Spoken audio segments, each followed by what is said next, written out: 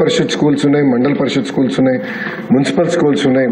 So వాళ్ళకి own guide lines ప్రకారం ఇదంతా జరుగుతూ ఉంది. గతంలో చూస్తే అనేక కోర్టు కేసులు కూడా దీనిపైన వస్తాం జరిగింది.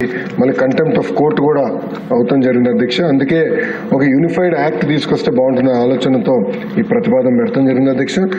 గత ప్రభుత్వంలో మీరు కానీ చూస్తే అడ్డగోలుగా ట్రాన్స్ఫర్లు చేశారు, వాళ్ళు ఇష్టరాజ్యంగా చేశారు, ఎక్కడ ఒక పద్ధతులు పాటించకుండా చేశారు అధ్యక్ష.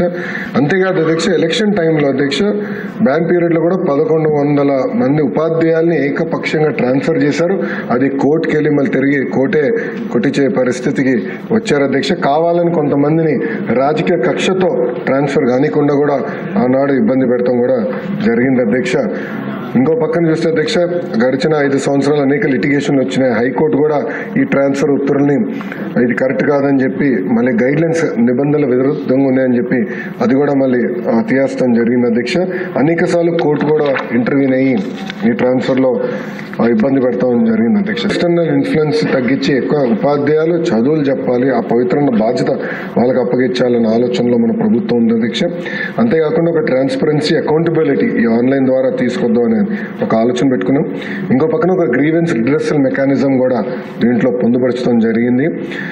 ఒక సంస్కరణ తీసుకురావాలంటే 1 కాదు 2 కాదు 10 సార్లు సంఘాలతో కూర్చుంటున్నాం, ఉపాధ్యాయులతో కూర్చుంటున్నాం, ప్రజాప్రతినిధులతో కూర్చున్న తర్వాతనే ఈ